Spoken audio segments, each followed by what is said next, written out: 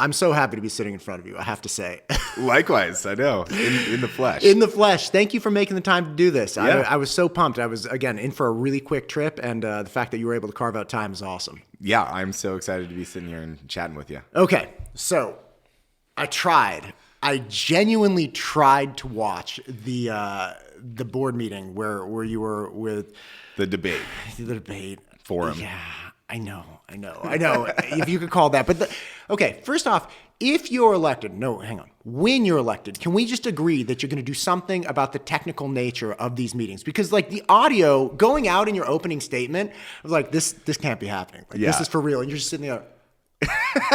A lot of people turned it off at that point, and then it actually led to this whole conspiracy online that I saw a few days later, and I was like, oh wow, this is going like deep in the conspiracy level. We just actually, the AV was not really set up that well. I think they thought they had more equipment than they did, and then they were scrambling day of to try to make it all work. So we were all on like Zoom, like a Zoom camera meeting on individual laptops, and then we were also holding a house mic that we were all sharing. There was a lot of COVID jokes that happened before then too, that we were going to give each other COVID. So it was funny.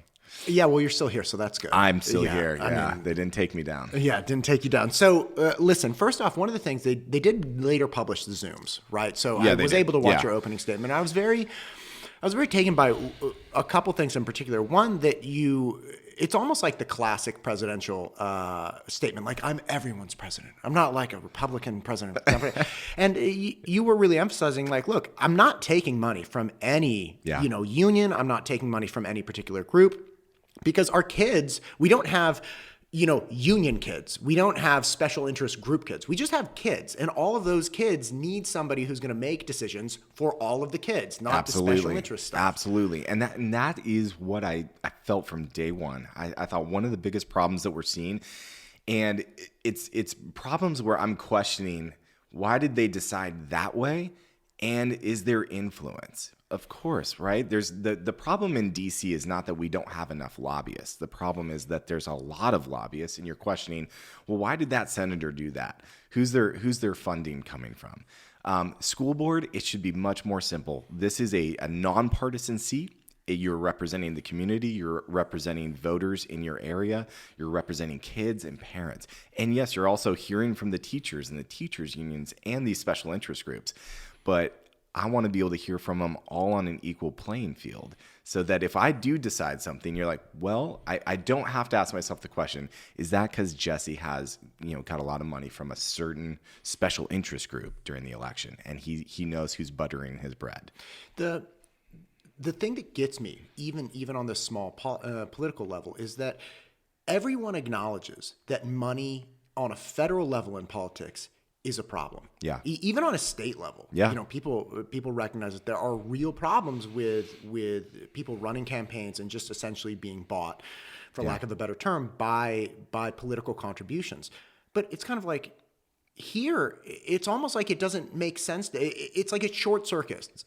You have Servian. They don't just represent teachers. They represent a lot of people, but their budgets are very, very much determined by the board's direction, right? Yeah, like you guys absolutely. can decide to give them raises. You can decide to give them more or less. You can affect their bottom line. And the fact that they're able to then say, all right, well, look, and let's say Matt's running for Board of Education, and I look at them, I'm like, listen, you elect me, I promise I will take care of you guys after the fact. Like, it's going to be great. And then they can politically contribute. They can monetarily contribute, get me elected, and then I pay them out. So then everyone's like, well, why is Matt advocating for like a larger than inflation increase in wages? Or why is he advocating for more of this or more of that? It should never be a question about where my allegiance is. It should never be a question of like, is it even possible that he is making this decision because he took money from them? And you would never see something like that on a corporate board, right? On a corporate board, you need unbiased people too, who aren't being paid off by a portion of a company or a competitive company or something like that. You want to have a neutral board. Same thing for school board, and maybe even more important than a corporate board. I think actually unions are great. Collective bargaining, they preserve teachers' rights, they protect them. I think they serve a great role. I also think that there's a misconception that there is a big difference between teachers and the teachers unions. So kind of this whole thing of like, if you're not willing to take an endorsement or dollars from the teachers union, then therefore you must be against teachers. It's a false premise. I meet with teachers all the time. We talk, even the teachers sometimes feel like, hey, the unions have to decide on one path forward. And sometimes that's not the way I agree with either. So there's all different pieces of the puzzle. I want to be able to listen to all of them and go, yes, I've heard you all. We're still going to chart a course forward, but that's going to be based on, me as one person on this board, what I think is the best path forward. And you won't have to question where the dollars came from. Right. And again, the misconception that arguing against political contributions is like arguing against an organization's existence is so laughable. It's like, you can love teachers unions. Yeah. You can say it is because look, the teachers, like if I'm a high school math teacher, I don't know the nuances of my contract. Like I'm not a contract. And the idea that you could have thousands, you could have thousands of people that are here that are education specialists and like, look, I really didn't read the fine print. I got to be honest. I was focusing on my lesson plan or whatever. So it's absolutely important that you have representatives that have these people's best interests in mind, that are fighting for them. Because again, as Ann Katzberg actually said on a podcast I did with, she's like, look, the student's classroom is the teacher's workplace. And I watched that quote. But she was like, the teachers largely advocate for more quality classrooms and better working conditions, because the better working conditions are better classrooms for kids. Like that's their workspace. So again, you can love the teachers union. You can at the very least say the teachers union is very important, but they should not be contributing financially to one candidate or another, because at the very least you will always have to question that candidate's motivation when they make a decision. And that's bad for the teachers union too. Yeah. Like you can protect the teachers union by saying, teachers union, you don't get to pay any money, and that way no one will ever accuse you of pulling strings. Yeah. That seems like a far more compassionate and neutral position. Yeah, you get to lobby us just the same way that the parents do, the community does. Everybody gets a voice at the table, and all the stakeholders do have to get together and make their pleas and their conversations be heard to the board. Right. I just want it all on that equal playing field, and I think that's actually going to drive more unity in our district. Right now, there's just more and more divides that are cropping up. Right. So and again, once you upregulate better conversation, right? Where you're pushing better ideas, you're pushing better discourse, it's like the best idea is going to win the day. And if you have a better argument, you bring it to the table. If you have a better consideration, you bring it to the table. And then we work diligently to weigh and measure and understand who is bringing the slightly better argument. And that's how you get the best combination. Absolutely. And there should be that constant tension there, right? It's never something that's one and done. There's a constant tension of like, all right, what are we deciding?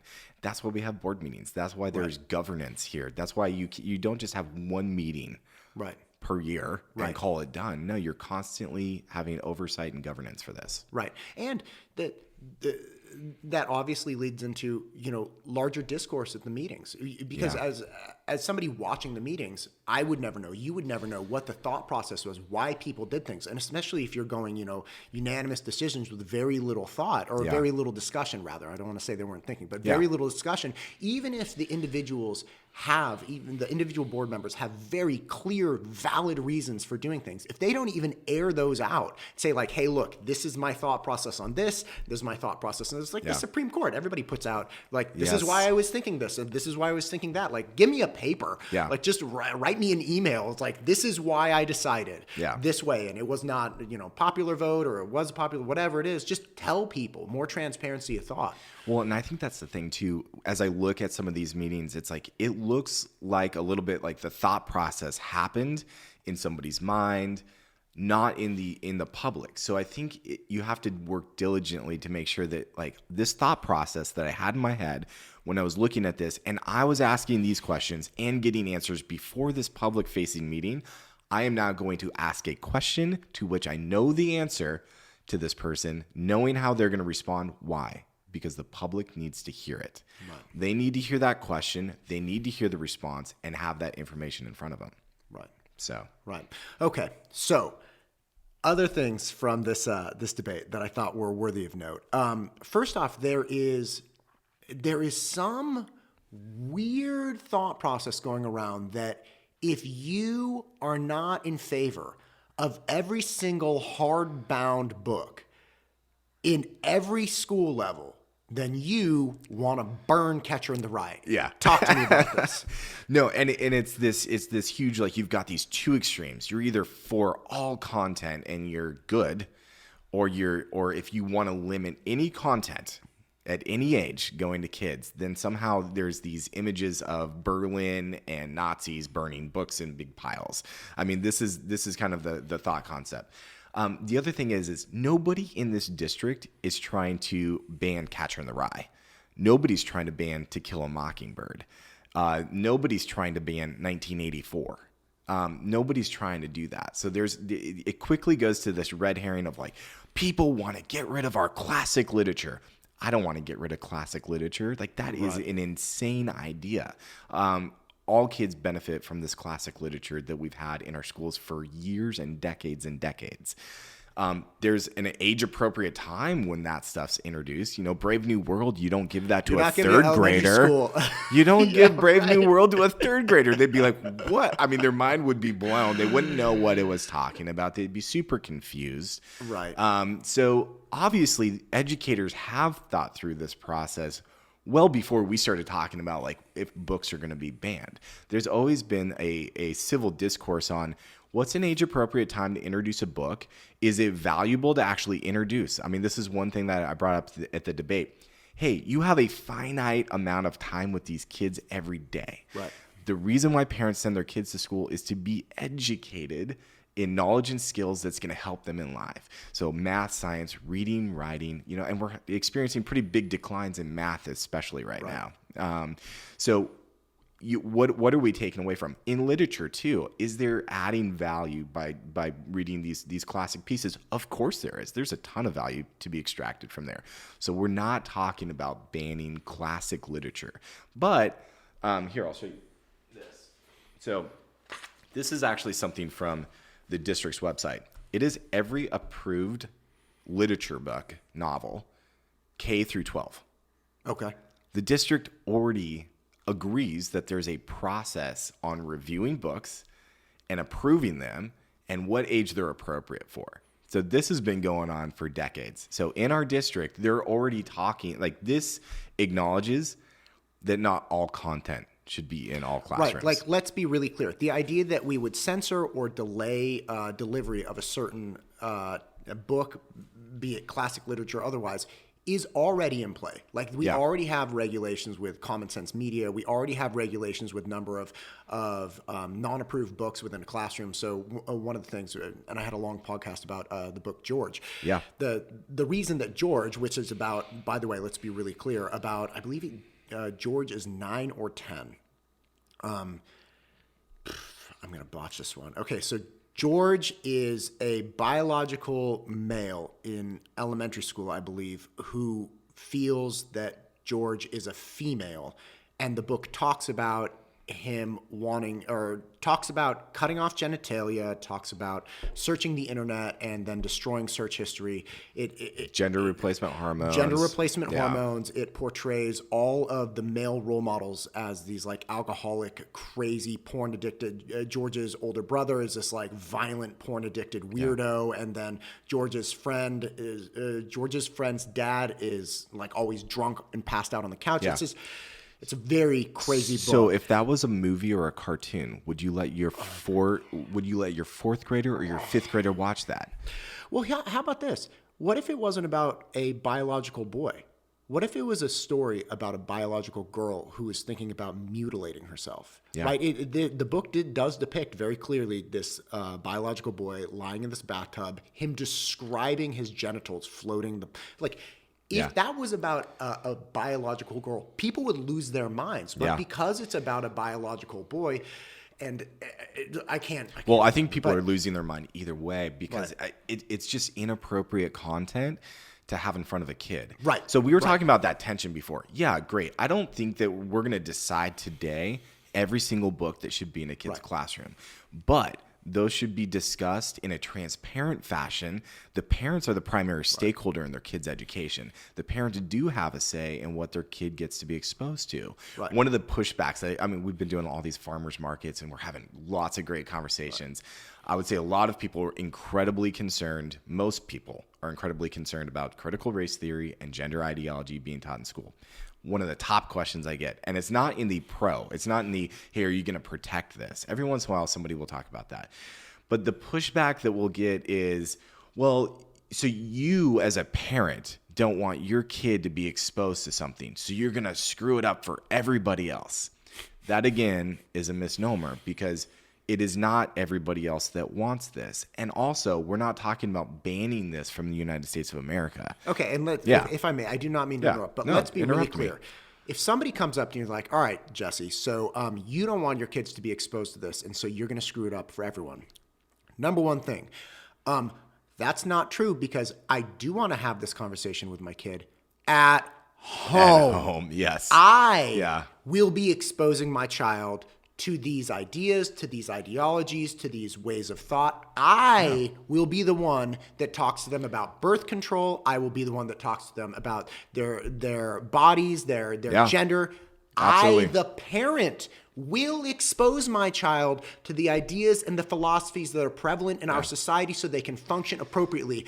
I will not tolerate unknown and ill-trained individuals talking with, I don't know, a third grader about whether they're gay or not, or all these things. So no, the idea that just because I don't necessarily want this taught in school, I don't want my kids exposed to this, is a total lie. That's not it. Who are the teachers doing this? How are they trained? Where did they come from? Did we just all of a sudden spring like dozens and dozens of like incredibly well-trained social workers and psychologists that can discuss this stuff with, I don't know, 8-year-olds? No, we didn't. No. So you're literally repurposing adults that have already been on campus, were hired for some other purpose, that are now talking to your children about these things that I think you would agree should largely be discussed at home. Absolutely. And again, it's not all teachers.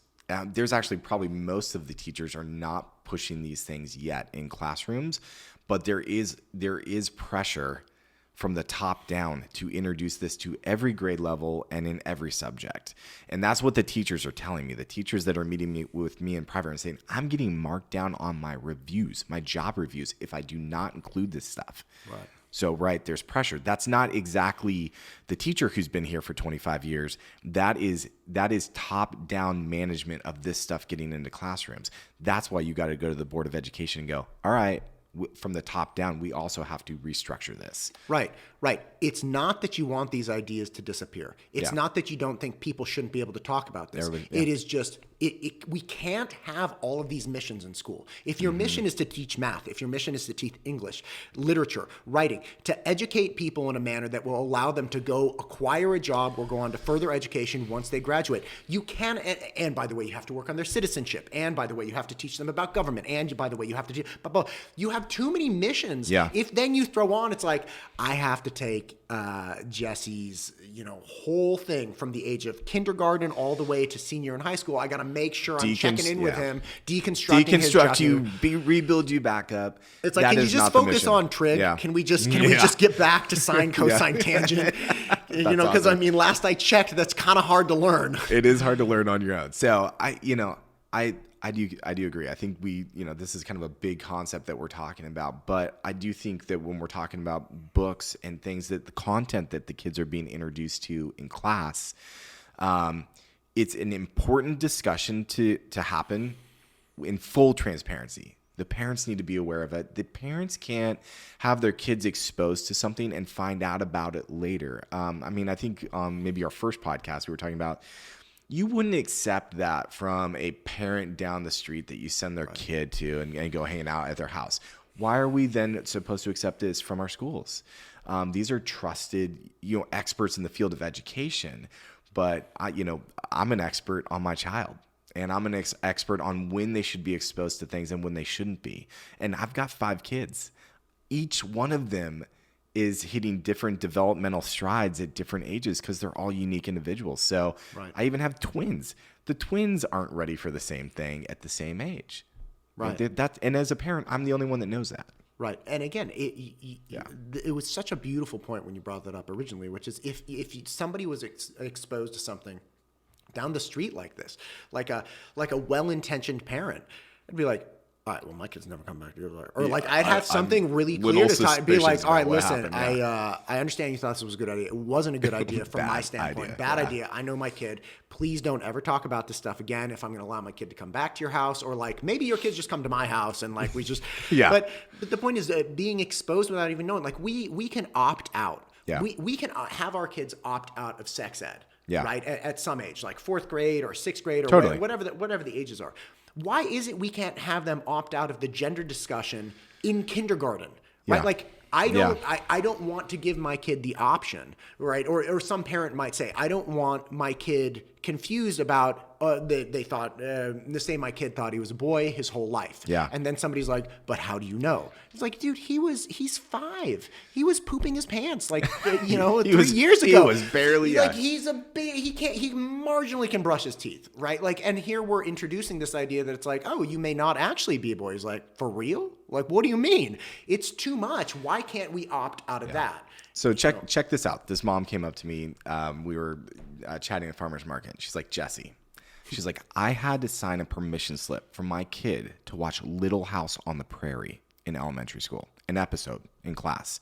She's like, so why do I have to sign a permission slip for Little House on the Prairie, but I'm not even allowed to be a part of the conversation of if they're getting gender ideology, some of these read aloud books that are being pushed by activist groups inside of the classroom, or other things. She's like, how come I have to opt into Little House on the Prairie, but I have to dig through and try to discover what else is being taught? Right. Does Little House on the Prairie challenge their like fundamental identity of self? Like, does Little House on the Prairie shatter their assumptions that the world is filled with boys and girls and like that's just the way? Like, I didn't know frontier life was that damaging to the psyche of a child. Like, oh my God, she's wearing a dress. Like, do all women have to wear dresses? Like, no. And by the way, the bonnet doesn't look good. Like, I don't know what to tell you. Little House on the Prairie is not that scary or that fundamentally challenging to their life. But this stuff it is fundamentally challenging to what they think is the reality of the world. Absolutely. And you're doing this without consent with 5-year-olds. Now,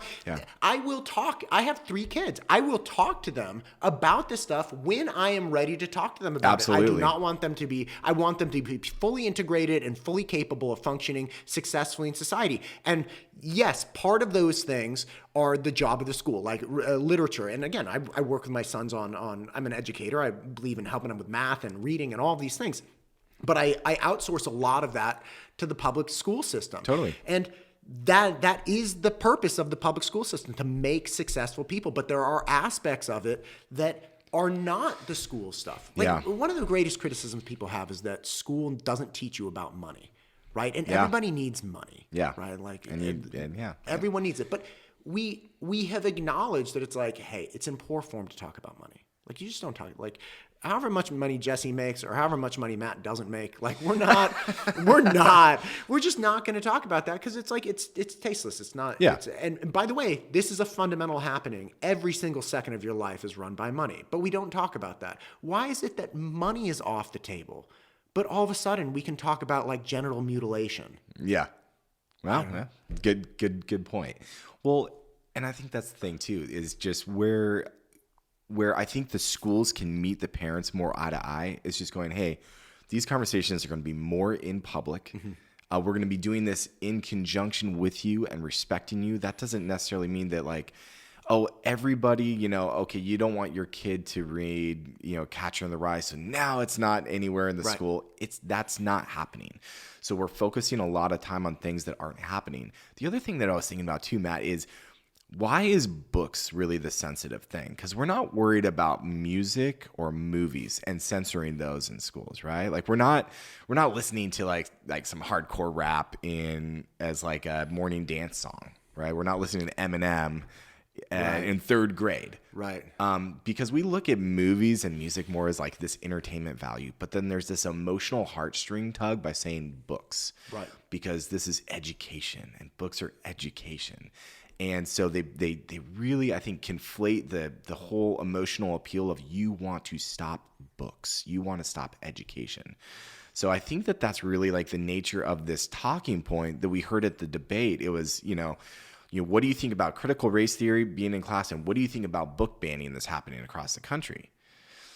Well, the thing is there's really not a lot of book banning happening across the country. Right. And to be really clear, I'll pop up on the screen some images of books that are in our school districts right now. Yeah. And I think should absolutely be like books like Genderqueer. I don't know if you've looked into that, but it's not on this list. So here's the other thing. There's also this, we've acknowledged there's an approval process for books. And then there's the loophole. Right. And that therein lies the problem, is that there's this loophole that can allow any of this content in schools without visibility, without board approval.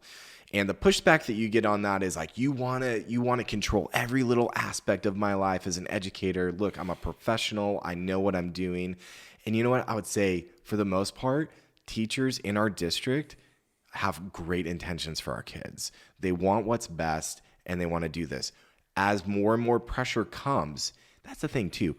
Not all these books are being brought into classrooms by Mrs. Smith in third grade. And she's just like, I really want to introduce this book to the classroom. There are activist groups around the country that their sole mission is getting these books into the hands of kids through the channel of the public school, not through the channel of the parent. So they're doing this. State Farm got busted about 6 months ago because they were working with a program called Gender Cool. And Gender Cool was all about getting this set of books into the schools and kind of like, going around, doing an in run around the parents. And then State Farm had to back off really quickly because everybody's like, I'm going to cancel my insurance. Right. If you're there to do this, you're not being a good neighbor. Like there I don't know. This is not good neighbor. Did you hear about any of that stuff? That I didn't hear about that. It doesn't surprise me. There's an enormous man. It really plays both ways because there was this enormous push over the last few years, which is if large corporations like State Farm aren't coming out and aligning themselves with activist groups, then like they're anti-trans or they're anti racial equality. Yeah. But then the problem is the activist groups are not well intentioned. They're not. Even if this activist group is really like, hey, look, we want to help kids, we want to help parents, we want to help the world in general, and we think books are a great way to do it. Okay, well then have the books out on the table.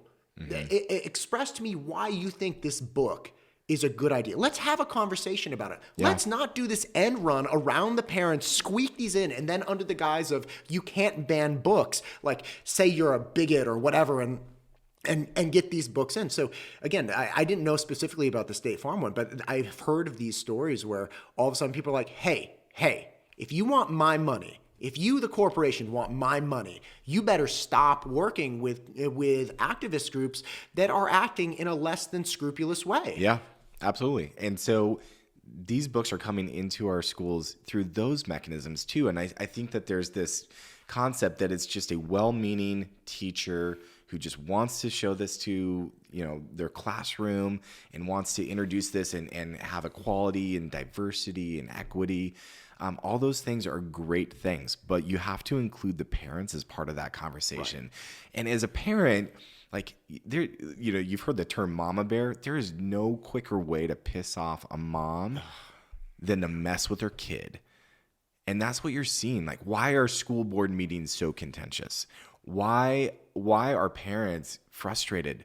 Because when this stuff happens to their kid without their knowledge, parents know, like, hey, when the bell is rung, you can't unring the bell and put the sound back in. Now you're dealing with it. Now you're going, okay, you saw that. Let's process that. Your kid sees them. I mean, I've made this mistake as parents before too. You're like, oh, that sounds like a great movie. Let's watch it. Oh yeah, it's only rated PG, or maybe it's PG-13. You're like, it might be on the edge. You don't do your due diligence. You don't review it. And then something happens in the movie and nightmares are happening for the next week. And you're like, I can't believe, like, I'm never doing this again. I'm not going to screw up this way again. And it's hard. So I get this as a parent. Like, it's like we're constantly, my wife and I are having conversations. Is this, okay, should we watch it first?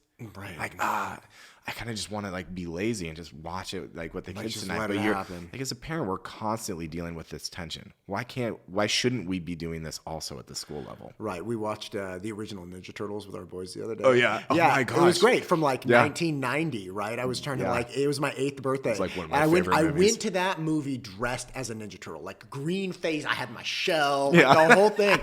And now I realize as a parent, I'm watching it like, dude, they swear a lot in this. They're lot. saying like, damn. And I Yeah. think they said like shit once or something. I'm like, holy cow. Like, I mean, can we tone it down? The same thing with, we watched the live action Winnie the Pooh. Wow. Christopher Robin. Christopher Robin. Right. Okay, yeah.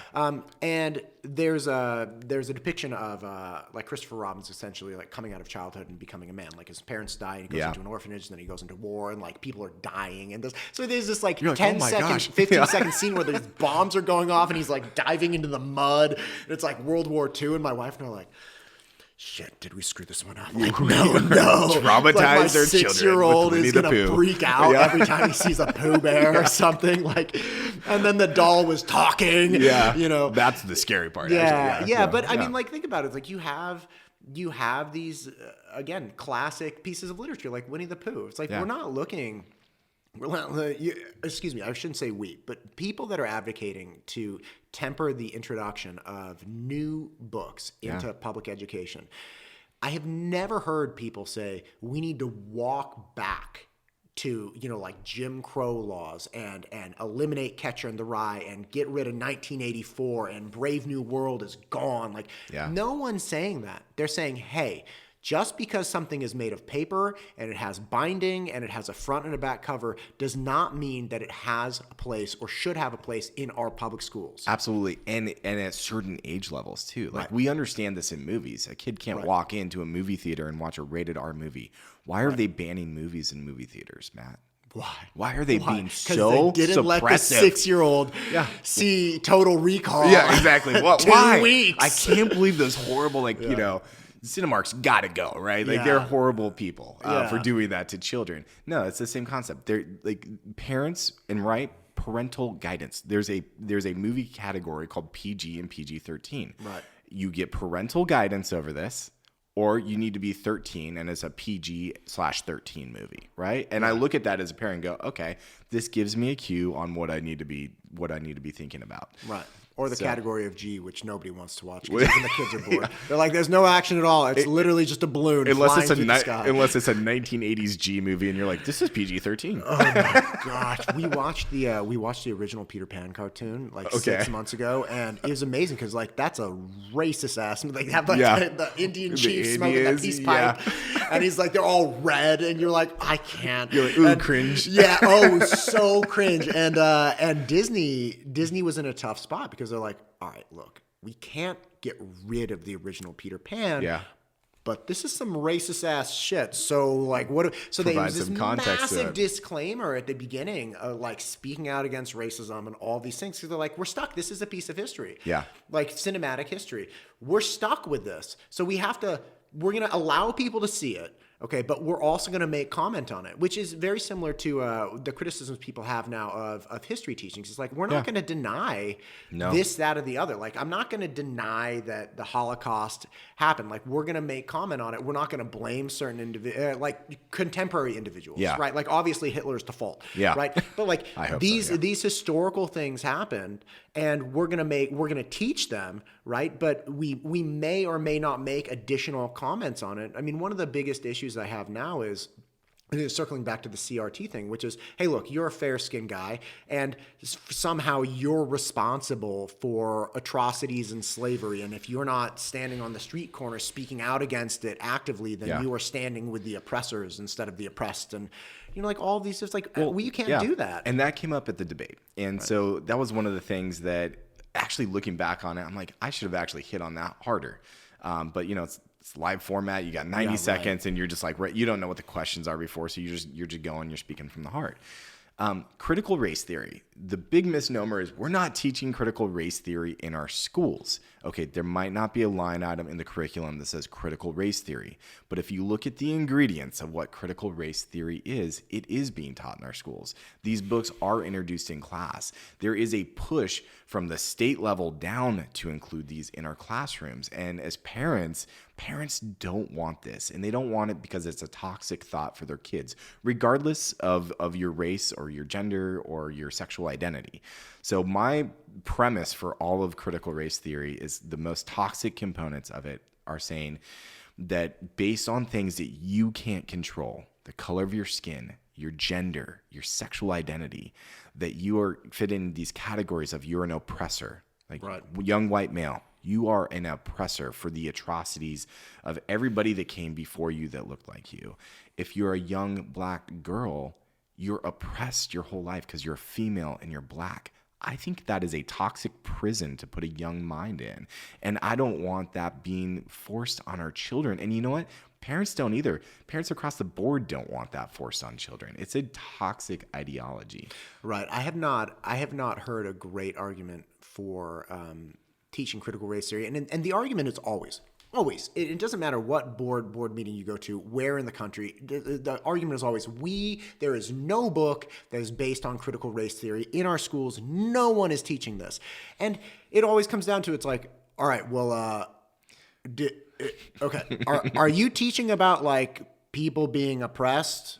And they're like, oh yeah, we're doing that. It's like, okay, are you talking about like marginalized groups and, people that are marginalizing them? And are you talking about all these different dynamics? They're like, oh yeah, we do that. And they're like, okay, so you're teaching critical race theory. They're like, no, we never say CRT. It's like, okay, there's an aspect of spirit versus the letter, right? So critical race theory perhaps may have had its origins in law schools and these tomes of books that were like these massive, weird psychological experiments on like, let's categorize people and then, extrapolate based on their skin color, what they must have gone through and what other people must not have gone through. Yeah, perhaps it started there. Yeah. But now you can boil it down to like a 30-second thing, which is like, Jesse, you're a straight white male, or at least white-looking male, because I'm Mexican, but I'm white passing, right? Like white passing, is that a thing? Yeah. Oh, it's white. Okay. No, it's a thing. I've been criticized. Okay, wow. I'm like, I'm a minority. Like my grandparents came from Mexico. My dad. You're a white Hispanic. Yeah. No, okay, they're like, okay, you might be Mexican, but you're white passing. So like you get all of the benefits that white people get because you look like a white person, even though it was like, it's just so complicated. Shoot me in the head. This is way too complicated. But it's like the idea that you can extrapolate things about what people's life experiences were, what their thoughts were, and then blame them categorically for some of the most atrocious actions of human existence based on their skin color. It's like you couldn't come up with something and that's worse. the distinction. Yes, people were oppressed. 100%. Nobody's disagreeing with that, right? Slavery existed. The Holocaust existed.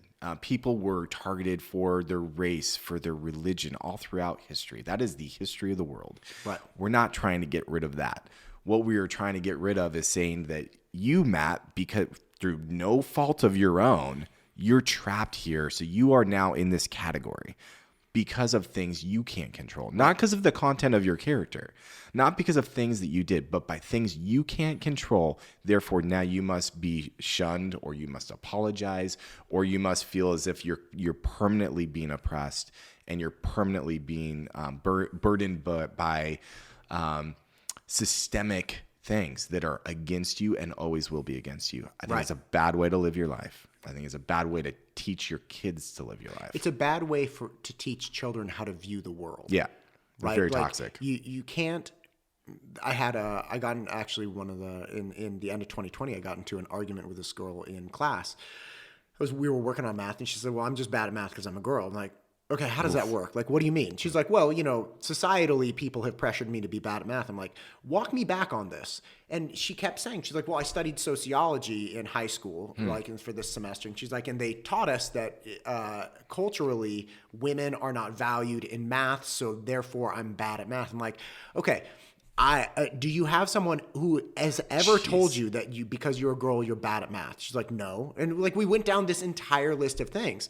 And then I turned to the guys. I'm like, hey guys, have you ever had a math teacher who was like, dude, you're a guy, you're going to be great at math? And of course the guys are like, no. And some of the guys there are struggling like enormously. They're like barely surviving algebra 2. And they're like, I'm not good at math. I'm a dude. Like, I'm terrible at math. I'm like, yes, you are, Charles, but we'll get back to that in a second. That's why you're here. Yeah, that's why you're and it's like, it's just, it flies in the face of everything we know as human beings, as a culture. Like, this doesn't, it's a political talking point. It's not reality. Well, and that's what we're saying. When I'm talking to people, something that really resonates with folks when I'm chatting with them, either knocking on doors and introducing myself to them in the community, meeting them at farmers markets, doing these meet and greets. Like this whole last 3 months of my life has been this crazy experience of meeting so many people. But they're saying, I want more politics pulled from the classroom. Like, we don't need more politics in the classroom. It's already actually making it a toxic environment. Right. It's already making it divisive. If we want to unify, if we want to take our diversity and promote inclusivity, you got to focus on things that can provide the greatest amount of inclusivity. That is educating our children to the best that we can. Right. People want the politics pulled out, which is even more so why it's important that I'm not endorsed by a political party, right? That's not the same for my opponents. Like, they're endorsed to the hilt by political parties. They're been given money to the hilt by special interest groups and political parties. That's great. That's their prerogative. That is their campaign. There's actually technically nothing wrong with that. It's just not what I want to do. No, and we're not saying technically anyone's broken the rules, but what we're saying is, look, totally fine. Is it against the rules to be affiliated with a political party? No. Not at all. Is it a good idea? No. Yeah, right? Not for this thing. I mean, yeah, you're going to go run for Senate or Congress or Assembly, but for a school board. Whatever. Yeah. It's not bad to have political leanings. Yeah. It's bad to have political leanings when you're trying to figure out the best curriculum for a first grader. Yeah. Because the first grader doesn't need that. Take politics out of the classroom. Yeah. Take politics out of the curriculum, right? Take activism out of the curriculum. Yeah. Focus back on, reading, writing, Let's math. be activists for math. Let's be activists for reading literacy. I mean, we can be activists for those things. That's great. That's what school exists for. Right. And that's, sure, I'm an activist. I'm an activist for good education at public schools. So let's get back on that track and focusing on this narrow aspect of what public schools should be doing. Right. And I think we have to get back to common sense decisions at a board level, right? The fish rots from the head down.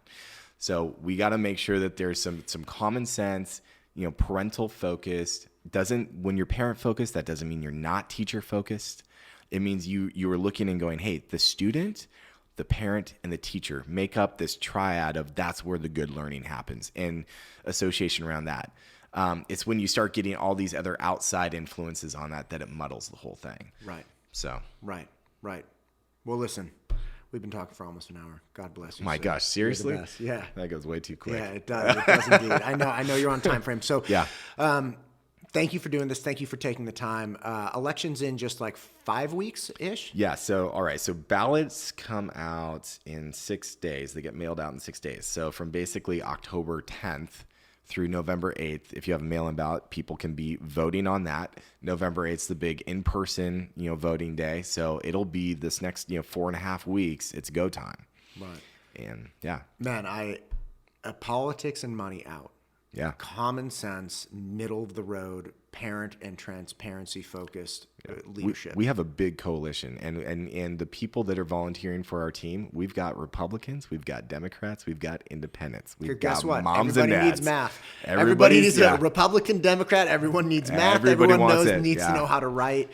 Let's just focus on the things we know we need instead of things that other people want us to need. That's right. Perfect. All right. Thanks, man. I appreciate you. Thank you.